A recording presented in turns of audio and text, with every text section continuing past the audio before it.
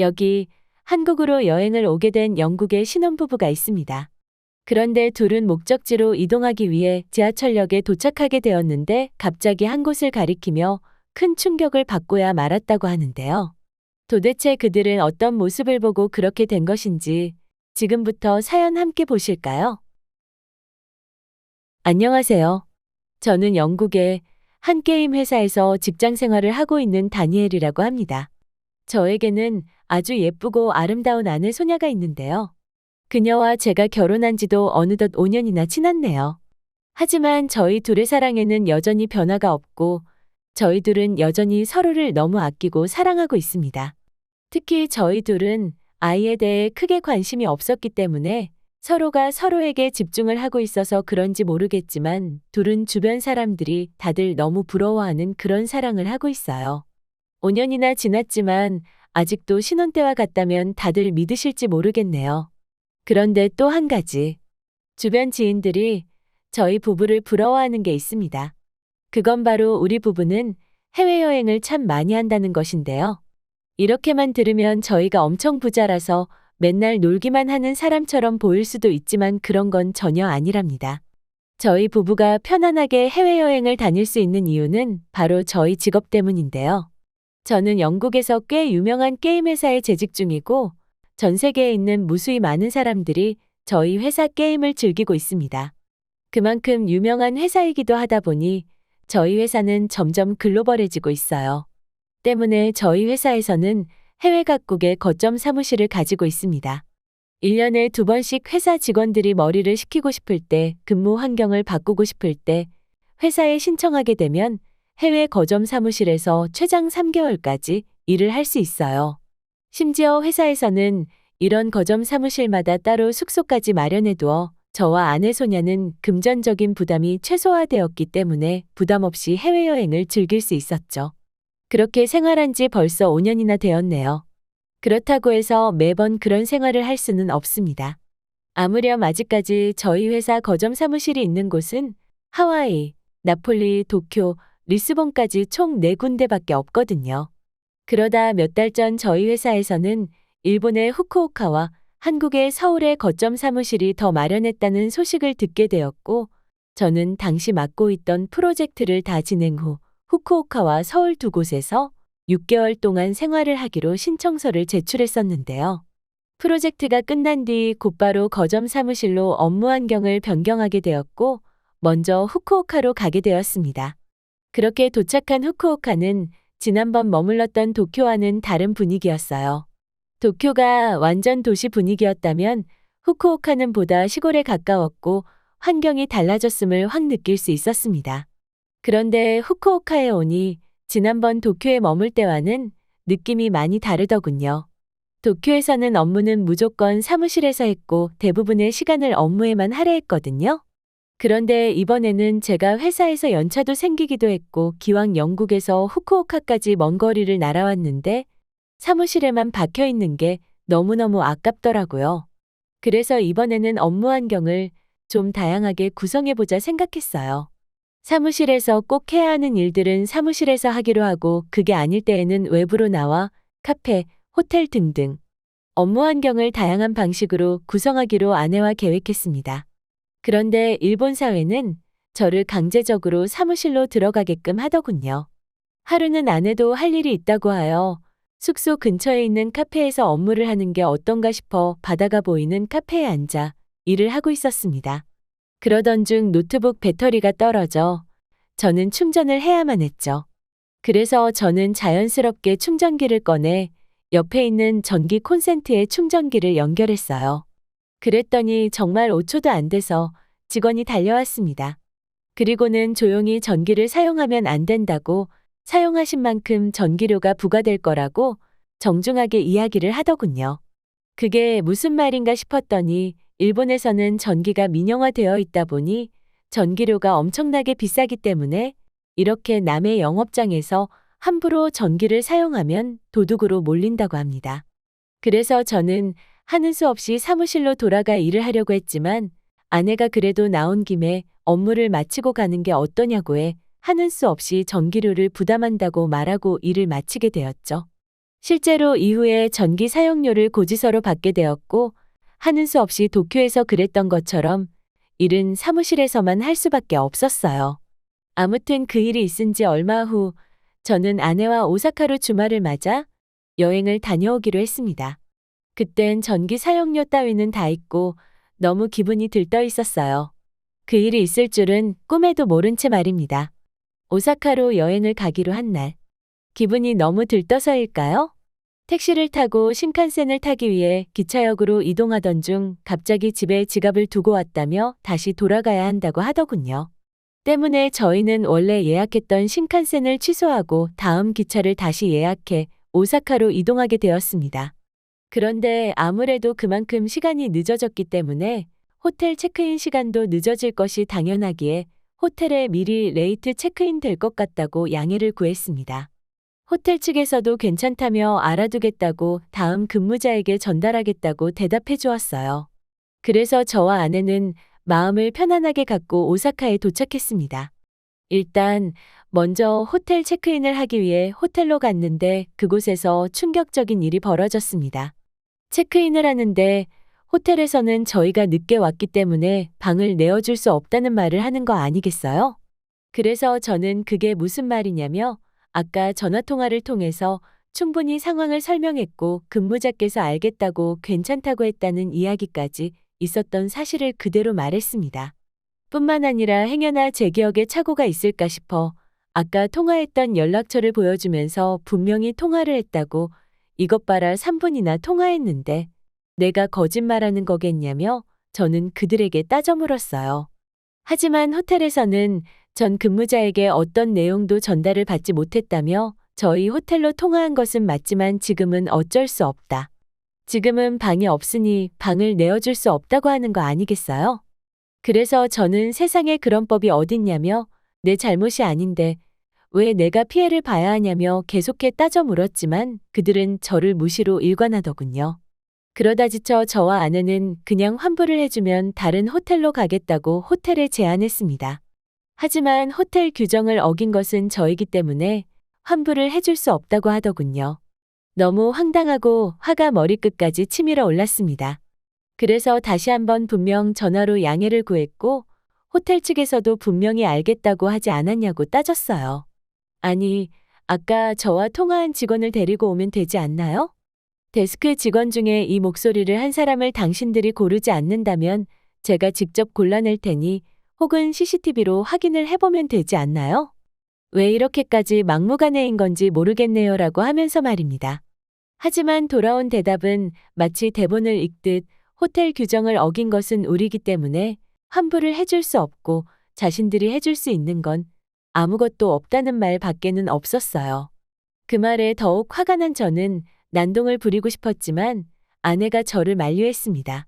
그리고 아내는 그래도 여행 왔으니 기분 좋게 지내자고 다른 호텔을 알아보자고 하더군요. 저는 안 된다고 떼를 쓰고 싶었지만 다시 생각해보니 아내의 말도 충분히 일리가 있었습니다. 때문에 저는 아내의 말을 듣고 호텔을 빠져나와 다른 호텔을 예약했습니다. 그리고 한창을 걸었는데 제가 몇 년 전 왔던 일본과는 분위기가 달라도 너무 달랐어요. 일단 도톤보리 주변에 강이 있는데 정말 더러워도 너무 더러웠습니다. 저는 영국, 프랑스라는 착각이 들 정도의 수준이었어요. 강이 더러운 것도 더러운 거지만 주변 일대는 관리가 전혀 안 됐는지 길거리는 한 걸음 한 걸음 걸을 때마다 쓰레기 투성이었고 심지어 강 주변에는 쥐들이 득실거려 기분을 망치게 했습니다. 그 모습을 보고 있으니 여행이고 파견이고 일본에 그대로 실증이 나더군요. 저뿐만 아니라 아내도 마찬가지라더군요. 그래서 일정을 모두 취소하고 후쿠오카로 돌아왔고 주말이 지난 뒤 저는 본사에 문의해 당장 한국으로 사무실을 옮겨도 되냐고 물어보았습니다.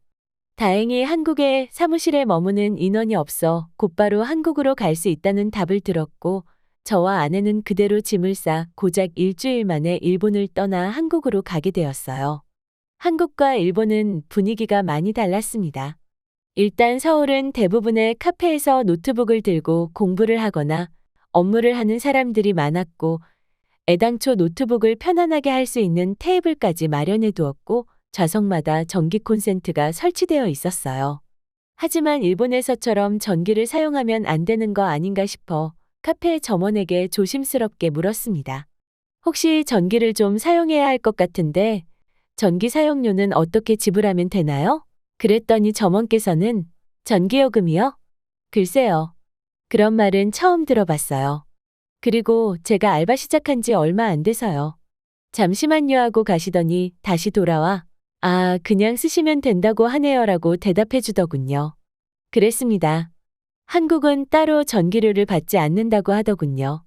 덕분에 저는 일본에서와 달리 서울에서 한강 인근의 카페에 자리를 잡고 한강을 바라보고 업무를 할 수 있었습니다. 굳이 바다가 아니더라도 한강은 마치 바다와 같이 보였어요. 그런데 더욱 충격적이었던 건 그 깨끗하다는 일본에서도 흔하게 봤던 쥐떼들을 한강에서는 본 적이 없습니다. 도대체 한강은 어떻게 관리가 되고 있는지 너무 놀라웠어요. 뿐만 아니라 한강에서 저는 아주 놀라운 장면을 목격했습니다. 강에서 수상레저 스포츠를 즐기고 있다는 것이었어요. 그것도 아주 평화롭게 말이에요. 강에서 제트스키를 타는 모습은 쉽게 볼 수 없거든요. 이뿐만 아니라 한강은 말 그대로 강임에도 불구하고 갈매기가 있었습니다. 바다의 새라고 불리는 갈매기가 왜 이곳 한강에 있는 건지 너무 의아했습니다. 보통 갈매기의 경우에는 먹을 것이 많은 바다에 서식하는 새로 알고 있는데 강에 있다는 것은 그만큼 풍부한 먹거리가 있다는 것이겠죠.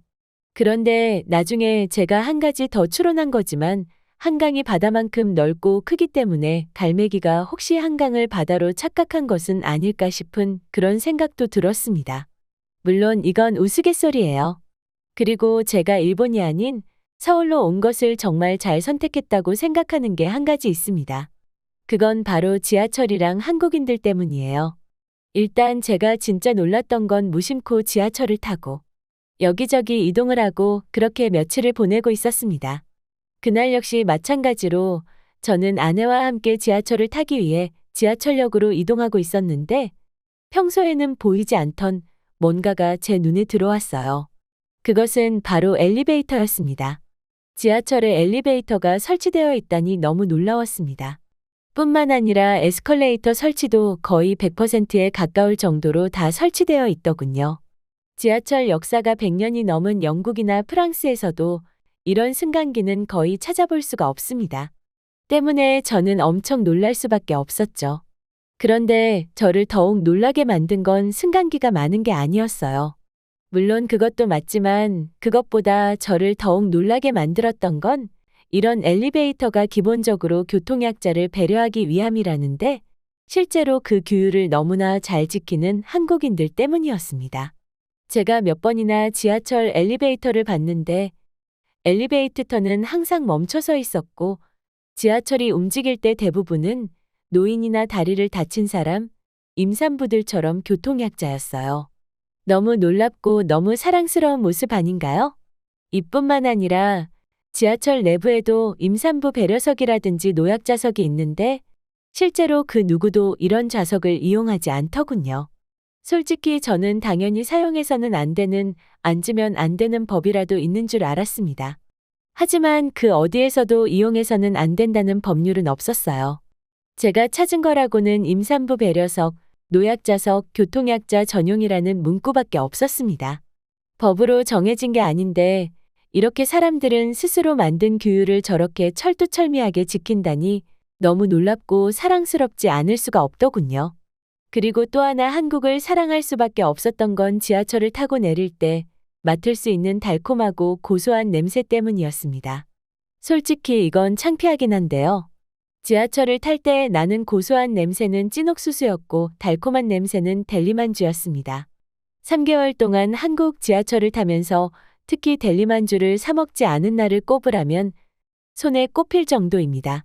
덕분에 저는 한국에서 사는 3개월 동안 체중이 4kg나 불었네요. 이뿐만 아니라 한국의 거리는 깨끗해도 너무 깨끗했습니다. 특히 하루는 아침에 급하게 보내야 할 서류가 있어 사무실에 일찍 출근을 했는데 길거리 곳곳에 쓰레기가 버려져 있더군요. 한국도 어쩔 수 없나 싶었는데 이상한 장면을 목격하고야 말았습니다. 쓰레기가 무턱대로 버려진 게 아니라 일정한 간격으로 버려져 있고 쓰레기를 한데 모아놓은 것 같다는 느낌이 들었다는 것입니다. 실제로 알고 봤더니 환경미화원분께서 쓰레기를 모아두신 것이었어요. 그 일은 아침부터 쓰레기를 정리하다니 그것도 매일 같이 말입니다. 물론 쓰레기가 많은 양은 아니었지만 너무 충격받지 않을 수 없었죠. 그것뿐만 아니라 한국인들은 애당초 길거리에 쓰레기를 많이 버리지 않는다고 합니다. 대부분의 사람들은 커피를 마시고 난 뒤, 음료를 마시고 난 뒤, 담배를 피우고 난 뒤 어떤 순간에서도 쓰레기를 들고 쓰레기통을 찾아다니더군요. 나아가 쓰레기를 일일이 분리해버리는 모습을 봤을 때 저는 경악하지 않을 수 없었어요. 저는 그 모습을 보고 단숨에 선진국이라면 본디 이런 시민의식을 갖춰야 하는 건 아닐까?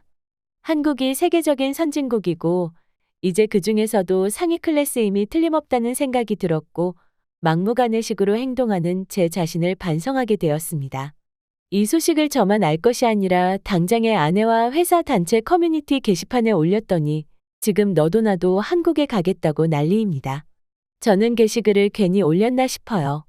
저와 아내도 다시 한번 한국에 방문하고 싶지만 순서가 밀리고 밀려 내년 연말쯤은 돼야 겨우 한국으로 갈 수 있다고 합니다. 그래도 다행인 건 조만간 한국의 또 다른 곳에 거점 사무실을 오픈할까 회사에서 고민하고 있다고 하더군요. 아마도 완성이 되면 저는 이번에도 제일 먼저 가게 되지 않을까 싶습니다. 아내도 하루빨리 한국으로 다시 가고 싶다고 극성이니 저는 그날만을 학수고대하고 있네요. 오늘 준비한 사연은 여기까지입니다. 영상 끝까지 시청해 주셔서 감사드리며 여러분의 구독, 좋아요, 알림 설정은 영상 제작에 큰 힘이 됩니다. 다음 더 재미있는 사연으로 찾아오겠습니다.